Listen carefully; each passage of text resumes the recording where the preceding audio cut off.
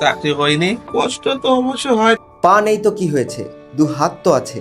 আর এই দুই হাত দিয়ে পরিশ্রম করে পরিবারের জীবিকা নির্বাহ করছেন যশোর জেলার কেশবপুরের মিন্টু অধিকারী। আমার বয়স যখন 3 বছর বয়স এই সমস্যাটা হয়েছিল।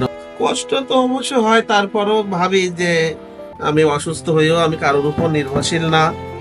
বিএ পাস করার পরে চাকরি হয়নি, কষ্টের ভিতরেই আছে। এর আগে টিউশনি করতাম, অনেকেই বলে তার চাকরি বাকরি দেওয়া উচিত সরকারের। এই ব্যবসা করে আমার সবকিছুই চালাতে হয়। আপনার পরিবারের সদস্যরা সদস্য আমরা 3 জন, আমার ওয়াইফ, আমি আর আমার ছেলে। এই পর্যায়ে কষ্টের, কিন্তু কষ্ট আমার এক জায়গায় লাগে। আমি একটু অর্থনৈতিক সমস্যার কারণে দোকানে মালপত্র নিতে পারি না, কাস্টমার ফিরে যায়। আমার একটাই চাওয়া পাওয়া ছিল যে আমার একটা যদি চাকরি, একটা ভালো একটা কর্ম দিত সরকার, তাতে আমি খুশি হতাম। বিএ পাশ করে চাকরির চেষ্টা করেছেন, কিন্তু দেখা পাননি চাকরি নামের সোনার হরিণের।